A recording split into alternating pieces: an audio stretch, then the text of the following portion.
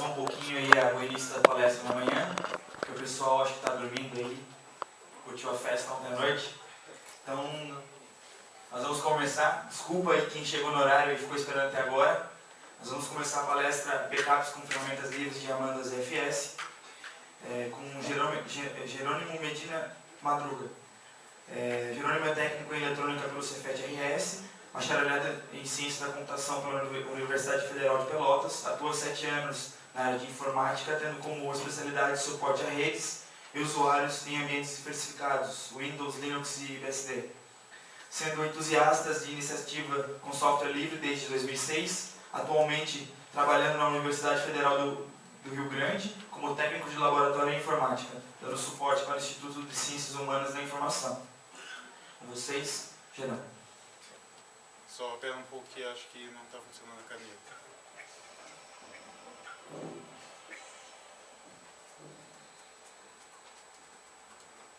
Agora foi. Tá. Não tomou em cima da mesa. Não, acho que se entregou. Tem como trocar os slide? Não tem mesmo. Bom, para quem viu o primeiro slide ali, eu alterei um pouco o nome dessa palestra. Só em função que ela começou, já é a 6ª ou 7ª vez que eu estou apresentando ela. A primeira vez que eu apresentei foi no Tia Linux Porto Alegre do ano passado. Então, conforme vai evoluindo, eu vou alterando e eu já vi que ela passou muito dessa questão de só ferramentas em si, mas aborda muito a parte do planejamento de backup. Para quem tiver interesse, no final já fiz o upload da palestra no SlideShare. Ela vai estar disponibilizada pelo Creative Commons, quem quiser fazer algum trabalho em cima dela, fica à vontade. Quem é Jerônimo, normalmente as pessoas associam Jerônimo com duas coisas. Ou o índio ou quem está caindo de paraquedas. Infelizmente não é nenhum dos dois. Eu trabalho há 7 anos com informática em si, 5 ou 4 anos com software livre, trabalhei antes com eletrônica, faço parte de pelo menos 3 grupos de software livre que eu ajo mais diretamente, que é o grupo de usuários de software livre de Pelotas, o Tia Linux e um grupo aqui de Santa Catarina, o OSC Livre. Já palestrei no FISLI, Tia Linux e agora tenho a primeira oportunidade de estar palestrando aqui em Santa Catarina e no tempo que sobra entre estudo e trabalho também ataco de goleiro. Começando a palestra e também começando o planejamento, começando backup, sempre é a questão do planejamento. Pode passar. Backup do usuário comum. O usuário comum pensa em backup só em, vou copiar meus dados. Não importa a forma, não importa como restaurar, não importa nada. Ele simplesmente quer deixar em algum lugar. Mas na realidade, pode passar. O backup é algo bem mais complexo. Envolve, eu fiz uma nuvem de palavras, no caso com umas palavras mais importantes, se for ver, parece uma salada mista. Eu vou tentar desmistificar cada um desses pontos indo pouco a pouco. Por que é importante ter essa estratégia de backup? Em primeiro lugar, todo equipamento falha. Existe até uma citação numa frase que eu acho bem interessante, que existem 2 tipos de HD. Aquele HD que já falhou e o HD que vai falhar. Não importa o computador, não importa o equipamento, não importa a marca, ele vai falhar em algum momento. Falha de sistema ou falha de usuário. Por mais que o seu sistema seja bem desenvolvido ou por mais que o seu usuário seja bem treinado, um dos dois também vai estar fadado em algum momento falhar. Invasão. Hoje em dia não tem mais como escapar disso. Seja de um próprio funcionário, seja de algum conhecido que porventura descobre tua senha, ou até mesmo de algum hacker chinês que começa a chutar um IP e acaba caindo na tua rede por um buraco no proxy. A última medida de segurança é o backup em si, porque ele vai te dar uma garantia que mesmo que o teu sistema seja comprometido, tu vai conseguir recuperar ele. E por fim, desastres naturais. Aqui em Florianópolis já teve toda a questão de inundação ano passado. Se for ver em todo mundo, cada vez mais desastres estão ocorrendo, e também existe um caso curioso relativo a essa parte de backup que aconteceu com um sistema de storage da Sun na década passada, agora não lembro exatamente a data, onde partículas de radiação acabaram caindo dentro de um sistema de armazenamento de dados da Sun e eles acabaram perdendo dados. É algo que ninguém pode calcular, mas acontece. Por fim, quais são os fatores que vão ser importantes para implementar essa estratégia? Armazenamento. Não tem que pensar no armazenamento como a minha capacidade hoje. Eu tenho um notebook 500 GB, então vou arranjar um HD de 500 GB e ponto. Ele resolveu todos os meus problemas. Tem que pensar em armazenamento de uma forma contínua. Tem que pensar na forma como ele vai ser expandido, na forma, o uso contínuo dos dados, quando mais vai crescer, se for fazer backup de forma incremental diferencial, que eu vou explicar posteriormente o que é, quantos espaço extras vai precisar. Ou seja, você tem que planejar o crescimento dentro do orçamento que tem para trabalhar. A velocidade. Velocidade, muito se fala simplesmente da questão de eu vou botar mais HD, eu vou fazer RAID e está resolvida a questão. Porém, hoje em dia já ultrapassa isso. Tu vai ter a questão da velocidade quando tu restaura os dados, tu vai ter limitações de velocidade relativo ao algoritmo que tu usa para backup. Vamos supor o R-Sync, para quem já conhece, e também vou explicar depois, ele usa processamento do próprio processador para realizar o backup. O que isso ocasiona? O gargalo não vai ser mais o HD, o gargalo vai incluir a velocidade do teu processador, memória e outros fatores. Então você tem que ver todo o conjunto e ver desde a criação do backup até a restauração do mesmo. Compactação. Compactação eu acho um ponto meio polêmico porque a maioria usa, mas não vê o lado negativo dela. A compactação em si, além de adicionar um overhead, no caso, o sistema em si vai levar mais tempo, em alguns casos, para fazer o backup, o sistema em si fica mais frágil, pois 1 ou 2 bits de corrupção podem corromper diversos arquivos. Então, acho que no momento que tu vai adotar uma compactação no teu sistema de backup, tem que avaliar exatamente como ela vai impactar o sistema como um todo. Custo. Para quem não conhece, o custo em si não deveria, apesar de ser medido normalmente só pelo custo do equipamento. O certo seria o TCO, Total Cost of Ownership, ou o custo total da propriedade. Nesse caso, seria um TCO específico de equipamento. Ali ele cita alguns custos, que é a questão do hardware, do software, a funcionalidade do software, a arquitetura dele, o tempo de implementação, o treinamento do usuário, manutenção, a arquitetura de dados. Ou seja, tem que ver todo o conjunto de fatores e vale aquela frase, tempo é dinheiro. Ou seja, o tempo que está sendo gasto no backup também vai ser produtividade, vai ser sempre relativo ao custo final. Portabilidade. A questão de portabilidade é que hoje em dia um parque de máquinas é muito difícil ser homogêneo, ou seja, vai rodar só o Windows, vai rodar só Linux e ponto. Hoje em dia tu vai ter Mac, vai ter o Windows, vai ter FreeBSD, enfim, N sistemas. Então, de acordo com o teu parque de máquinas e com a tua necessidade, vai ter que avaliar uma solução que preferencialmente atenda a todos esses sistemas ao mesmo tempo. Quais são os tipos de backup existentes? O primeiro tipo é o backup completo. Esse não tem muita explicação, é simplesmente cada vez que vai realizar o backup, tu copia todos os dados. Qual é o problema desse tipo de backup? Ele vai exaurir a tua capacidade de armazenamento rapidamente, porque ele vai copiar todos os dados cada vez que é realizado. Um pouco mais interessante, começa o backup incremental. Pelo menos isso funciona. O backup incremental ele vai ser realizado da seguinte forma: ele vai ter um backup completo e a partir desse backup completo ele vai ver a diferença de um dia para o outro e vai criar o primeiro incremento. No segundo incremento ele vai avaliar o que foi mudado em cima desse primeiro incremento e do primeiro backup completo. E assim vai sequencialmente. Essa é a solução que ocupa menos espaço, mas ela tem uma grande desvantagem. Pode passar? No momento que um dos backups incrementais é cortado, todos os posteriores não podem ser restaurados. O meio termo entre essas duas soluções é o backup diferencial. O backup diferencial, a cada momento, ele vai comparar somente com o backup completo. E ele não vai economizar tanto espaço. Porém, no momento que um deles não funciona, somente aquele está corrompido, todos os outros vão poder ser restaurados normalmente. Qual a mídia a ser escolhida? Essa tabela, não vou entrar muito a fundo, é mais interessante para quem for baixar a apresentação olhar com cuidado. Seria uma tabela que relaciona vários tipos de mídia com algumas vulnerabilidades relativas a sistemas de backup. Outra relação interessante é a questão de gigabyte por ali está dólar, mas no nosso caso seria real. Tem que ver a capacidade relativa, não é simplesmente o custo que tu gasta no momento. Se for ver CD e DVD pode ser barato, mas a relação gigabyte por real deles não é tão barata assim.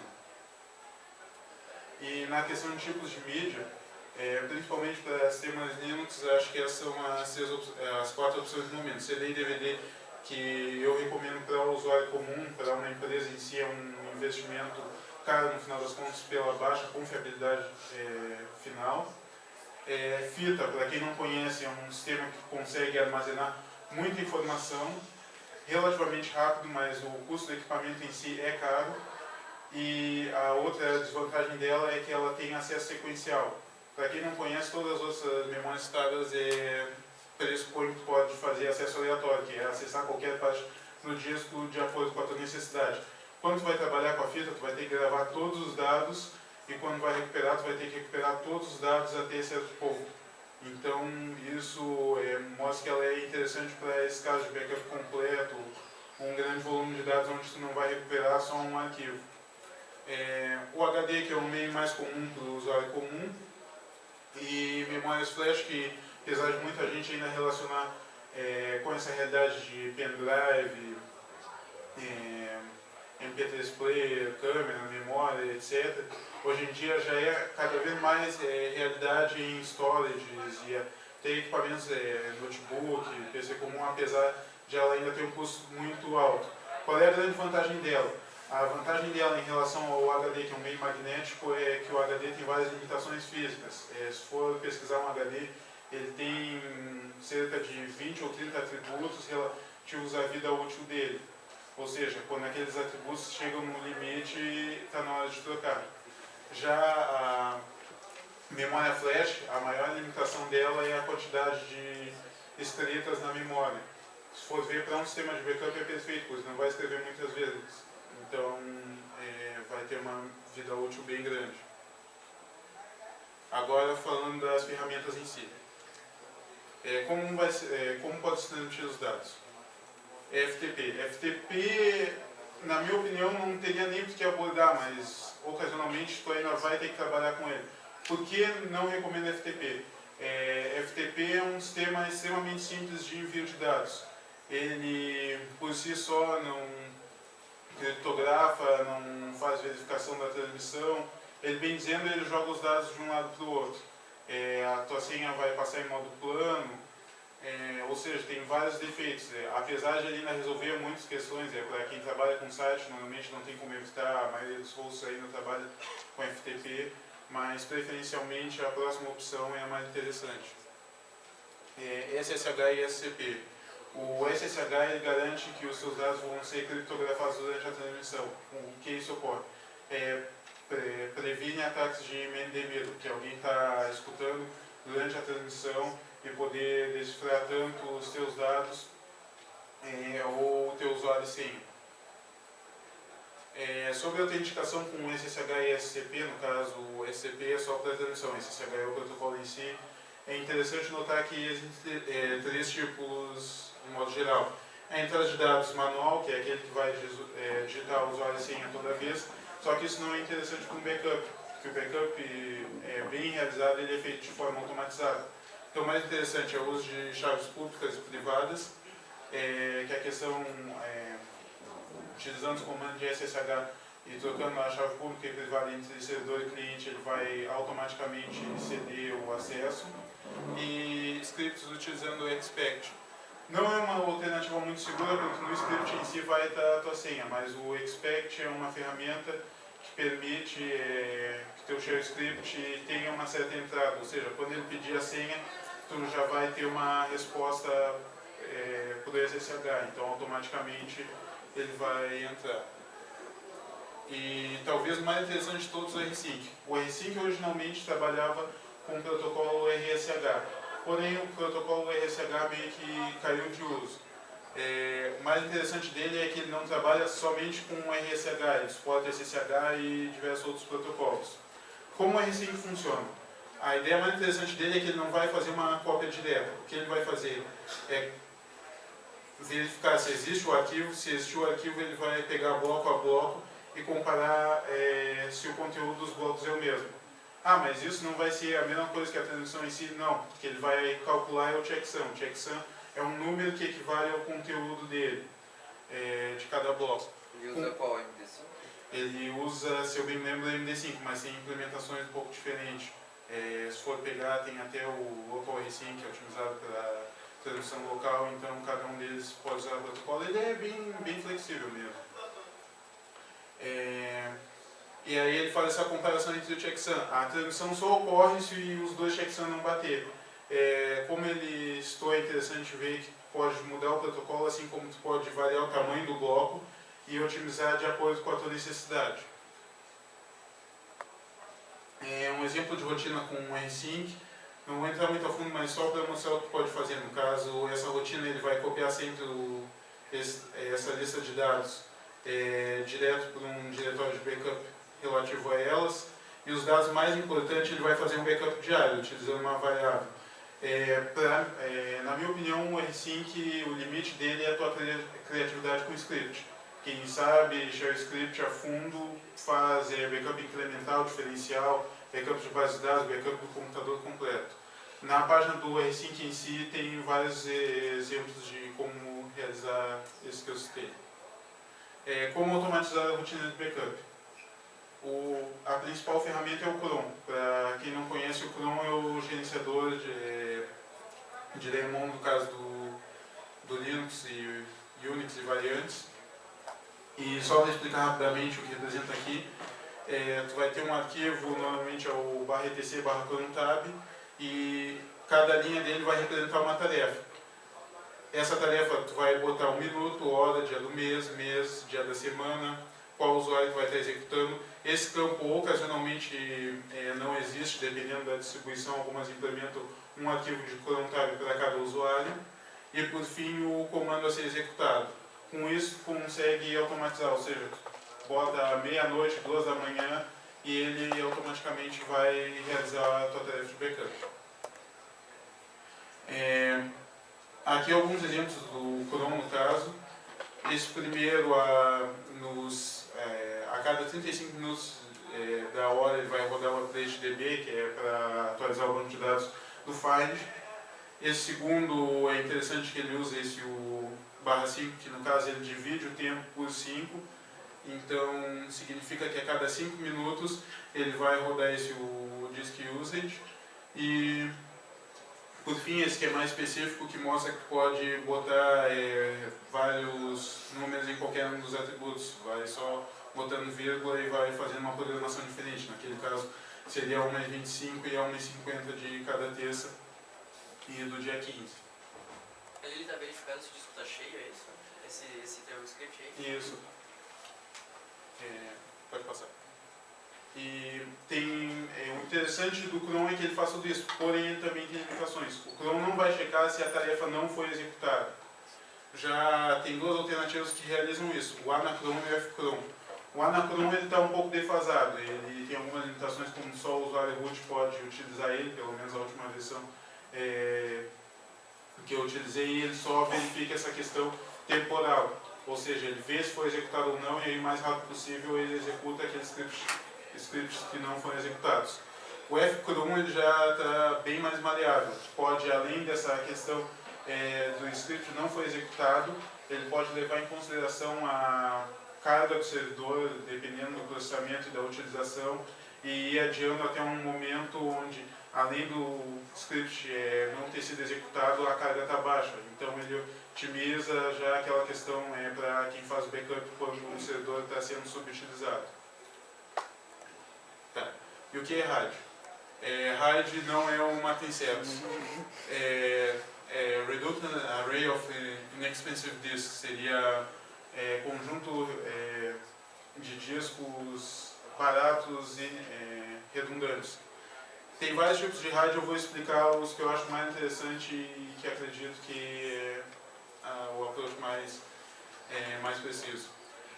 Strip, o RAID 0 ele vai pegar 2 discos ou até mais, mas a base dele tem que fazer no mínimo com 2 discos, e ele vai ser visto de uma forma unificada com o conteúdo dividido entre os 2 discos.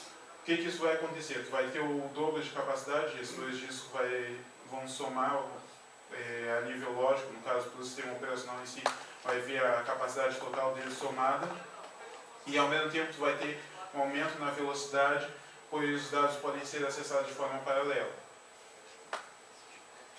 O RAID 1 é o mirroring, ou também conhecido como espelhamento. A vantagem do espelhamento é que tu vai ter 2 HDs ou mais com exatamente o mesmo conteúdo.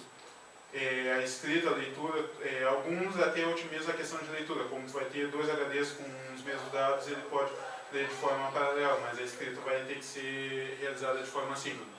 Qual é a vantagem do RAID 1? No momento que esse HD queimar, esse daqui assume sem nenhum problema do sistema. Passando um sistema perfeito para quem tem esse orçamento, no caso, normalmente combina o RAID 0 com o RAID 1. O RAID 0 para te aumentar o desempenho e o RAID 1 para garantir que tu vai ter redundância. Existem várias formas de implementar RAID. As 3 mais difundidas é o hardware RAID, que é você ter uma controladora de RAID real que custa extremamente caro. O RAID fake, que normalmente é dessas placas-mãe Xing Ling que compra mouse da vida, que não é específica de servidor, mas diz que tem uma controladora RAID, que na realidade ela não tem uma controladora RAID, uma controladora RAID tem que todo esse sincronismo entre os discos vai ser gerenciado por ela, por isso ela em si vai ter um processador, vai ter memória, vai ter que gerenciar toda essa parte. E o que acontece é que muita gente confia nesses 2 sistemas. Qual é a desvantagem?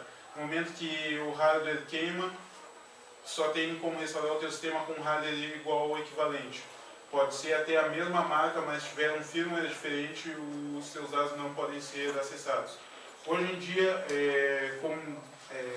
por parte do sistema operacional, o suporte, e por parte operacional já está muito mais barato comprar uma adaptadora com várias saídas, SATA ou IDE, e investir em mais processamento e deixar com que o sistema operacional se encarregue de realizar RAID, acaba que o mais interessante é o RAID VSO.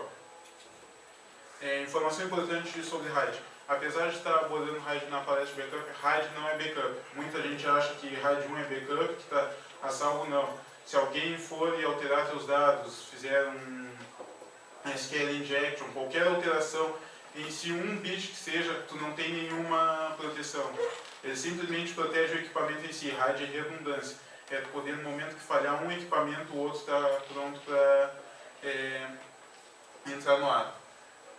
Eu recomendo, apesar de muita gente achar que RAID 5, 3, 4 e outras variáveis é interessante, essa combinação entre RAID 0.1 e RAID 0+1. RAID 5 e similares, eles normalmente são baseados em paridade, que é a combinação dos discos, e eles geram um terceiro disco, onde depois, se um disco queima, ele vai usar o conteúdo desse disco somado aos outros discos para restaurar.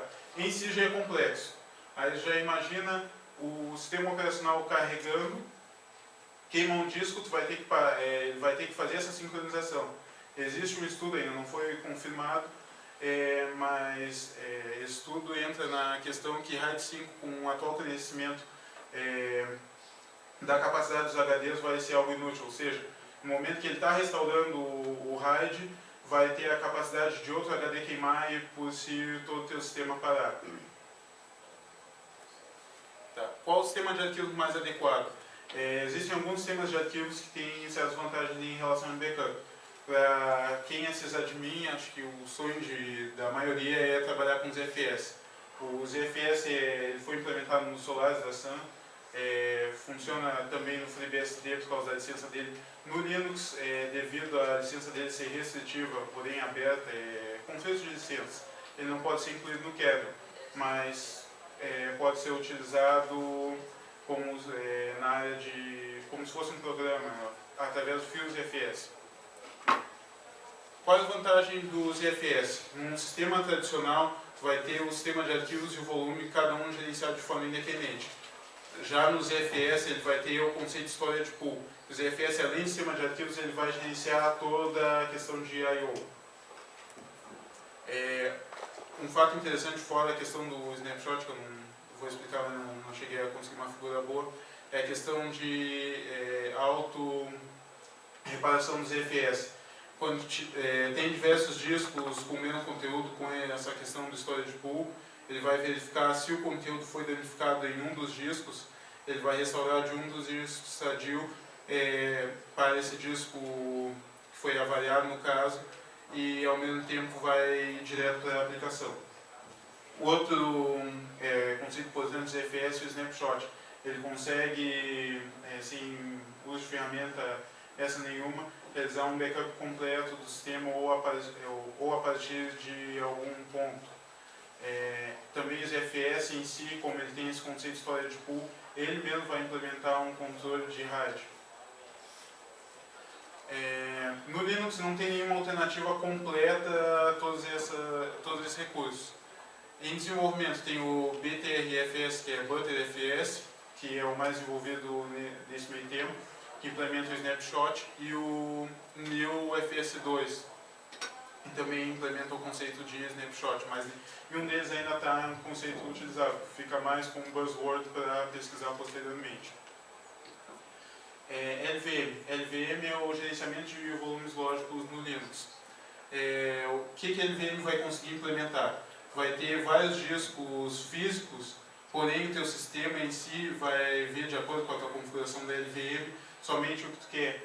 Então ele vai conseguir implementar RAID, vai conseguir concatenar discos, tem até como tu fazer snapshot a partir dele, se o teu sistema de arquivos suportar algumas operações de baixo nível, se eu bem me lembro do XFS, o JFS, King Spot, que era o Freeze e o Unlock. E ele faz algo semelhante ao data pool do ZFS, não chega a ser tão evoluído. Como realizar o backup no computador pessoal? Para quem usa o Windows não tem muita opção. O R5 está disponível, eu citei o R5, mas não cheguei a citar que ele está disponível para Windows, através do CWR5, para quem usa Ciguin também. O CWR5 na realidade não deixa de ser o próprio R5 rodando em cima de um Ciguin minimalizado. Ele pega as DLL e funciona relativamente bem. O Abacate atualmente é descontinuado, mas ele é uma ferramenta de backup pessoal extremamente efetiva e aberta. Se eu bem me lembro, também teve a tentativa de sequência do Abacate, que é chamada de Abacate+, que era implementada em Python, mas acho que não chegou a ter muitos fundos. O desenvolvedor em si já abandonou, mas para quem ainda utiliza o Windows por alguma razão, pode tentar utilizar ele. O Lucky Backup. Se sobrar tempo eu vou demonstrar. O Lucky Backup ele é uma das ferramentas mais interessantes, que ele trabalha em cima do R5. Só que o R5 em si, se for fazer vários scripts, ainda mais para quem trabalha desktop ou mesmo que não tem muito conhecimento, vai ter que começar a mexer com parâmetros, vai ter que mexer com linha de comando. Se eu bem lembro, o R5 tem aproximadamente 40 parâmetros, então para tu parar, ler todos os parâmetros, ver qual é a melhor opção, é bem complicado. O Lucky Backup, o que ele vai fazer? Ele vai te adicionar uma interface gráfica e algumas rotinas pré-condicionadas para tu usar o R5. E ao mesmo tempo ele vai gerenciar as suas várias rotinas, pode até agendar elas, verificar a utilização delas, se funcionou, se não funcionou, no caso ali esse é um warning, ali todos esses com verde funcionaram e esse com vermelho por algum motivo não conseguiu ser executado. O Flyback. Flyback ele implementa uma ideia similar ao Time Machine do macOS, que é a questão de tu trabalhar também com a questão de snapshot. Então tu vai ter diversos arquivos e ele vai salvando de forma temporal. Se tu quiser restaurar um arquivo para edição, ali mostra que no caso teria duas datas dos arquivos que ele salvou, é simplesmente questão de selecionar o arquivo e recuperar para o tempo exato. O SBackup é outra ferramenta baseada no R-Sync com um GUI por trás. Eu acho que o Lucky Backup atualmente está evoluindo mais rápido, porém o SBackup tem a facilidade de configuração dele é ainda maior. Pelo menos na última versão que eu utilizei, que ele tem essa versão de padrão recomendado que para 90% dos usuários iria funcionar. Sobre computação nas nuvens. Computação nas nuvens também agora invade para quem trabalha com backup. A primeira opção, apesar de não ser software livre, porém ter cliente para quase tudo que é sistema, é o Dropbox. O que é o Dropbox? O Dropbox ele vai gerenciar os arquivos de uma pasta específica, sincronizando com um servidor. Para ter 2 GB ele é de graça, a partir disso tem uma taxa mensal, tem cliente para Linux, para macOS, para Windows, e eu utilizo, então recomendo para arquivos pessoais. No caso, se tu indicar esse Dropbox, cada um que fazer o cadastro do seu link ganha até 250 MB. Eu não cheguei a passar o link, mas se alguém quiser fazer essa caridade depois, pode entrar em contato. Aí com esses 250 MB extra, tu pode chegar até 10 GB gratuito. 8? Não, aumentou agora. Aumentou. Eu pelo menos recebi um e-mail lá do Dropbox falando que ia ter 10 agora. Outra opção para quem usa o Ubuntu, tem o Ubuntu One, que já é integrado automaticamente a partir da 10.04, se eu bem me lembro, que tem uma funcionalidade parecida com essa do Dropbox, tem algumas coisas específicas do Ubuntu. E o interessante é que ele já vem integrado com o Ubuntu e tem algumas coisas como fazer backup da Ubuntu Music Store e similares. A desvantagem dele é que ele ainda não trabalha com Windows e outros sistemas.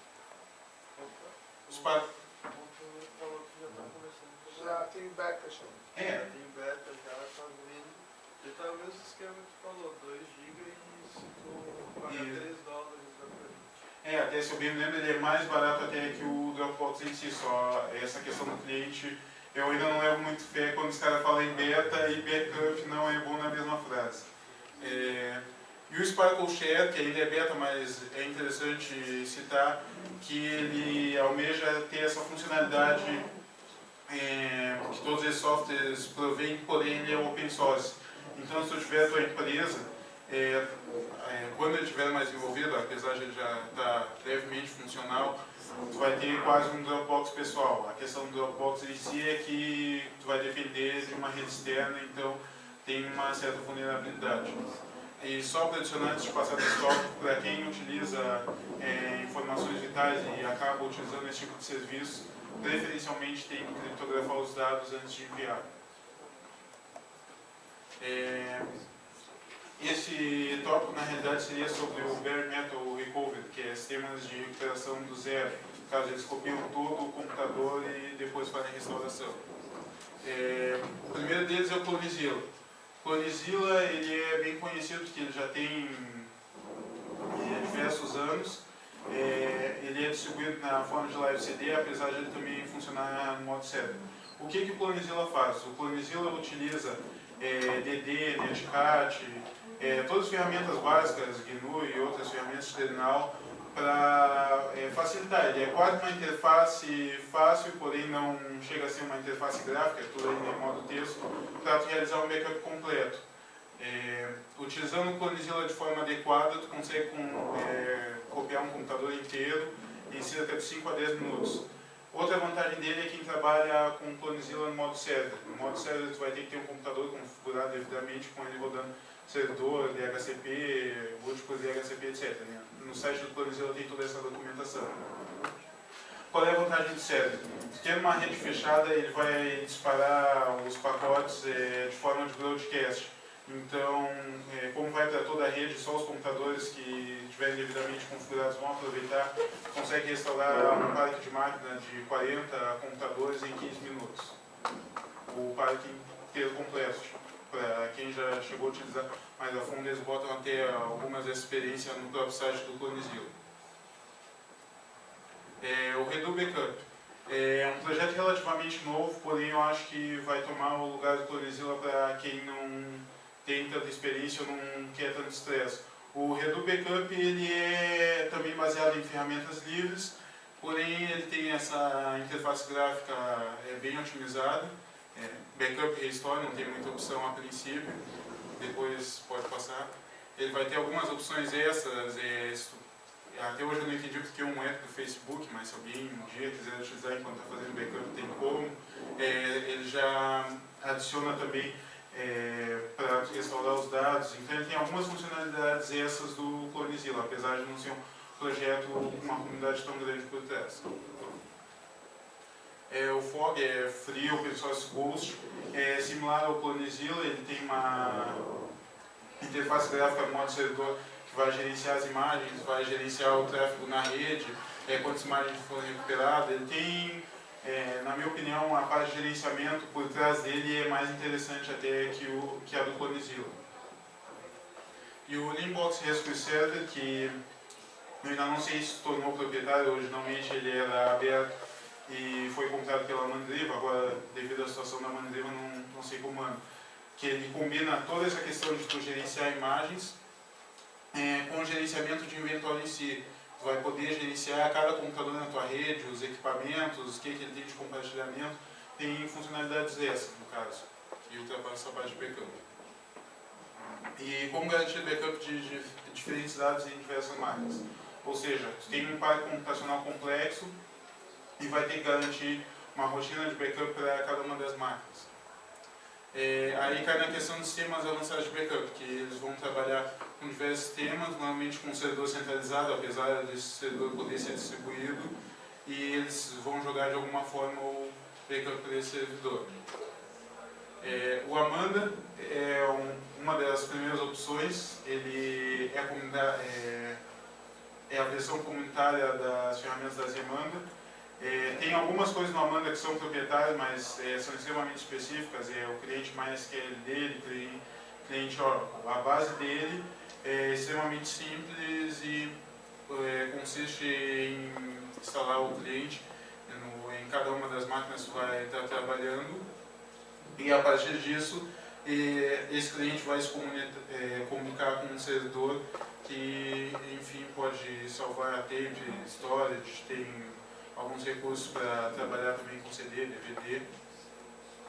As vantagens do Amanda: a documentação dele é muito boa, em comparação com o próximo que eu vou falar, que é o Bacula. Ele tem uma implementação extremamente rápida, tem um documento da Zemanda chamado Implementando Amanda em 10 minutos, não chega a ser 10 minutos, mas com uns 15 minutos consegue implementar o básico do Amanda, coisa que quem conhece Bacula nunca vai fazer na vida. Ele permite a cópia simultânea em disco e fita, ou seja, se tu está realizando backup, tu vai conseguir copiar tanto pela fita quanto disco ao mesmo tempo. O uso de ferramentas nativas, a questão de usar ADD, Parted, tudo ferramentas comum no terminal, o que facilita, assim, em algum momento se tiver que restaurar os dados salvos, não precisa de nenhuma ferramenta de terceiro, simplesmente vai utilizar ferramentas do Beabá, do ShareScript e do Linux. Suporte à criptografia, ele tem suporte à criptografia de ponto a ponto, no caso, desde a transmissão até o armazenamento, então garante que os dados enviados vão estar totalmente criptografados. E a gerência automática do tipo de backup, ele vai, a partir de algoritmos de definição, ele vai ver se o teu backup vai ser completo, diferencial ou incremental. E aí ele vai fazer uma rotina de forma automática. O Bacula, para quem conhece, ele também é bem documentado, mas ele é muito bem documentado. A documentação dele é imensa e a implementação dele é relativamente mais complexa. A ideia é similar, porém, passa o slide. Ele tem algumas vantagens diferentes. O tape spanning, que consiste, para quem trabalha com backup em fita, tu realizar diversos backup de dados muito grandes em diversas fitas consecutivas. A última versão que eu vi do Amanda ainda tinha a limitação, o máximo de dados que tu poderia salvar numa fita era a capacidade dela. Backups em paralelo, tu pode rodar scripts de backup desde que eles não sejam para o mesmo equipamento ou para o mesmo servidor, o que otimiza equipamento ocioso. Múltiplos backups por fita, tu pode botar várias rotinas desde que elas caibam dentro do armazenamento desejado. é o catálogo de backup baseado em banco de dados. Ele tem um sistema para gerenciar o que foi salvo. Se eu bem me lembro, suporta MySQL, SQLite, e na versão beta suportava PostgreSQL. Não sei se já foi para a versão final esse suporte.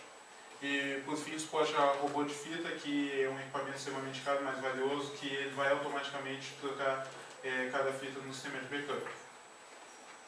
Essa é a estrutura básica, não vou entrar muito a fundo mais pelo horário, e também tem um mini curso de Bacula no final hoje, mas quem estiver interessado vai estar disponível junto com a palestra.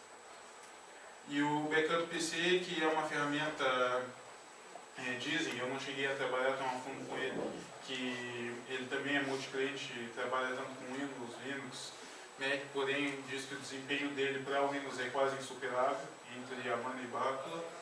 Ele também tem toda essa interface para gerenciar os jobs, as rotinas de backup. Pode ver que ele indica se tem algum erro, qual erro ocorreu. E é bem fácil de gerenciar, eu só não cheguei a ter a oportunidade de trabalhar a fundo com ele. Tá. Vai chegar um momento que o teu backup vai falhar.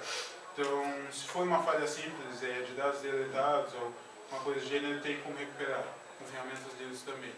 Não cheguei a botar nenhuma foto, porque todas elas são baseadas no terminal. PhotoRec, Scalpel e ForeMotion. Para quem não sabe, quando algum arquivo é deletado, na realidade ele simplesmente as entradas dele são apagadas do disco, porém o conteúdo em si ainda vai estar no disco. Todos esses, o PhotoRec, o Scalpel e o ForeMotion, eles vão utilizar pré-definições de o que seria conteúdo de cada formato. Até o ForeMotion, que eu já utilizei mais, é interessante, tu pode, eu quero recuperar só o formato .doc, tu vai lá, usa menos type, formato em si, e ele vai procurar o formato, se eu me lembro, é o OLE ou DOC, e a partir disso ele vai trabalhar, eles trabalham com algoritmos pré-definidos do que seria um conteúdo recuperável. Não é 100%, mas normalmente em casos onde tu não sobrescreveu, no caso deletou tanto a partição quanto o conteúdo, porém não escreveu mais nada em cima, tu consegue recuperar quase tudo. Outras alternativas de cenários. Backup de banco de dados. Normalmente quando se fala de backup de banco de dados, a maioria vai falar dump. Porém o dump não é o backup em si. O dump é relativamente bom para se utilizar de tempos em tempos para tu ter aquela base salva para manter um histórico. A realidade é quando trabalha de banco de dados, 1 segundo em si que tu perca de banco de dados, se for um sistema crítico, são várias transações que foram perdidas. Então tu tem que trabalhar com replicação, que é tu ter a base funcionando de forma sincronizada em vários computadores. Sistemas de controle de versão. O sistema de controle de versão é efetivo para quem trabalha com dados que normalmente funcionam de forma incremental, texto, código, desses mais simples. O que ocorre normalmente? Quem utiliza um sistema de controle de versão simplesmente acha que o CVS em si é tudo, mas na realidade o CVS também precisa de backup. A maioria deles é baseado também em banco de dados, então entra naquela questão que foi passada de utilizar o dump para manter um histórico e também replicar o conteúdo preferencialmente. Virtualização. Virtualização com backup, assim como Cloud Computing, é algo meio polêmico ainda. Tem muita gente que diz que vai ter um ponto de falha único, que é essa questão de ter um servidor em si contendo vários sistemas rodando, e no momento que esse servidor cair, tu perde tudo. Porém, a virtualização, quando bem implementada, ele já vai prever isso. Vai ter alguma ferramenta que vai copiar os dados, e mesmo que não funcione de forma, se um cair, o outro entrar automaticamente, implementado com Heartbeat ou alguma outra ferramenta de monitoramento, vai ter a garantia que todos esses dados vão estar sincronizados e o servidor de virtualização em si não vai ser único. Outros tópicos interessantes. Não cheguei a entrar mais a fundo, mas fica como buzzword, para quem quiser dar uma pesquisada a mais. Em especial aqui, TADD, Netcat, Z5, Gparted, pois são ferramentas que tu acha em qualquer Linux da vida. Não entrei mais a fundo, mas quase 90% das soluções que eu falei utilizam elas. quem sabe usar Atari, DD, faz quase tudo que foi citado. Backup peer-to-peer também gostaria de citar, que ainda está sendo desenvolvido, que é a questão de ter uma rede, um serviço que se baseia que tu vai ter uma rede de pessoas confiáveis e cada um deles vai ceder um espaço do disco para tu realizar o backup. Nenhum desses serviços se emplacou ainda, mas assim como o Dropbox já foi beta um dia, acredito eu que é algo com essa capacidade de armazenamento vai expandir cada vez mais. Pode passar. Observações finais. Essa frase é adaptada de metodologias ágeis, que seria o Code Often, Code Early, Code Automatic, que é o uso de geração de código, etc. Mas o interessante dela, voltando para a questão de backup, que tu tem que realizar o backup frequentemente. Backup cedo não é aquela questão de vou trabalhar e depois, quando sobrar tempo, se eu não for utilizar, vou realizar o backup, porque normalmente é assim que tu vai perder os seus dados. E principalmente a questão do backup automático, gerenciar com Cron, Cron, o gerenciador que for, até o do Windows, na pior parte, usa um gerenciador de tarefas que fique automático. Recomendo fortemente para quem está iniciando ou até mesmo já tem tempo na área, esse site, o tal backup.com. Ele fala de uma ferramenta específica em si, porém ele conta toda uma história por trás sobre conceitos importantes de backup. No caso dele, seriam 7 lições sobre backup para tu se tornar um mestre de backup. É algo tipo o Karate Kid com backup, para quem se prestar a ler é interessante. A questão de cobertura, frequência, separação, história, teste, segurança e integridade.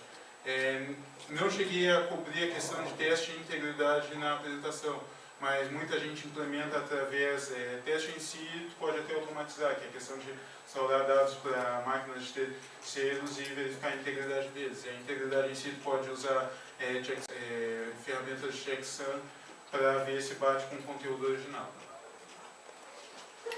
Contato para quem tiver alguma dúvida, o meu Twitter, e-mail, um site que eu atualizo muito raramente. Como faço parte do Tia Linux, a maioria das minhas palestras estão lá. Essa palestra em si eu já botei no SlideShare do Tia Linux. E de preferência, se tiver alguma dúvida, eu sou a favor de tirar a dúvida de forma comunitária. Entra na lista do Tia Linux ou alguma outra lista que eu já participo e joga a dúvida lá, porque um profissional tirando uma dúvida é uma coisa, agora várias pessoas vão ter formas diferentes de resolver o mesmo problema, acrescenta bem mais a solução. Agora, para perguntas, não sei se ainda tem tempo. Você é gaúcho? Sou, de Pelotas. Eu trabalho na FURG, estudo na UFPEL, só que agora passei no concurso da UFPEL, estou voltando. Do Tia Linux. Mas tem até um pessoal de Tia Linux que é aqui de Santa Catarina, o Olivense, que é o líder atual, é aqui de Santa Catarina. Gaúcho que é aqui em Santa Catarina, quer dizer, né? Não, vim só pro evento mesmo. Não, tu fala que tem pessoal de... Sim, o pessoal originalmente é gaúcho mesmo, mas eles acabam vindo para Santa Catarina. Mais alguma? É que eu implemento lá na empresa uma solução paga. Eu não tive tempo ainda de sentar e testar uma solução gratuita, que seja Linux no caso. Sim. E daí, por exemplo, tá rodando lá, dá um exemplo, tá rodando lá o SOS Backup. O programinha simples, interface também simples. E ele tem, desse tipo de backup, full, incremental, o diferencial, a gente utiliza lá o incremental. Por quê? Porque eu preciso ter várias versões do que eles modificam. É uma empresa que faz tudo ambiental, então eles constroem um relatório ambiental hoje, o projeto trava, só daqui a 5 anos abre, e precisa ter aquela versão daquele arquivo. E o que acontece? Eu estava fazendo lá o backup, estava pedindo suporte, e daí o rapaz estava me contando lá, que eu li até na documentação do programa. Os dois tipos de backup, do diferencial e do incremental.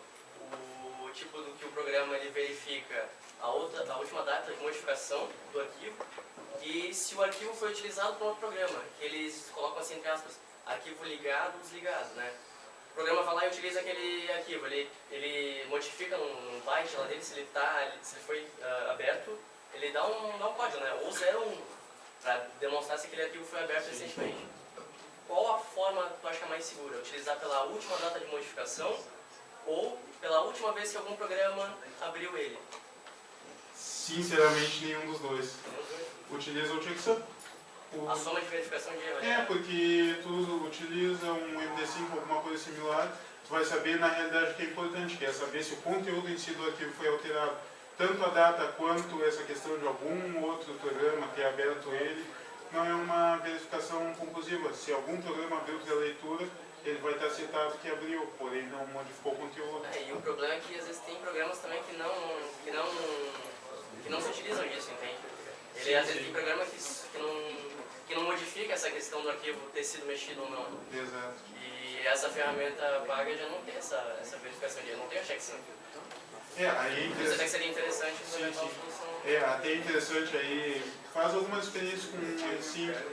Estava justamente esperando a tua palestra para dar uma visualização. Até se quiser depois a gente pega ali, porque o R5 é bem interessante assim, ó, tipo, pegou tal arquivo, fez o backup dele, depois ali eu mostro, que agora que eu vá ali, puxo um R5 no terminal e comece a comparar. Dá para trocar e-mail depois ali. Sim. E o que o R5 vai fazer? Ele vai verificar essa questão de checksum, e se tiver a data igual, tiver um touch ali, e tiver tudo a mesma coisa, ele vai ignorar, ele vai ver o conteúdo em si, e o conteúdo é o que é realmente importante. Aí depois, claro, se for usar um R5 tem como tu otimizar, tem essa questão do Z5 também, que é similar, aí tem que dar uma pesquisada mais a fundo para ver que é interessante, mas para começar os estudos acho que o R5 é o principal.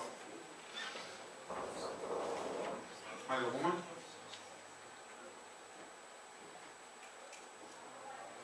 Então acho que deu. Agradeço ao evento e agradeço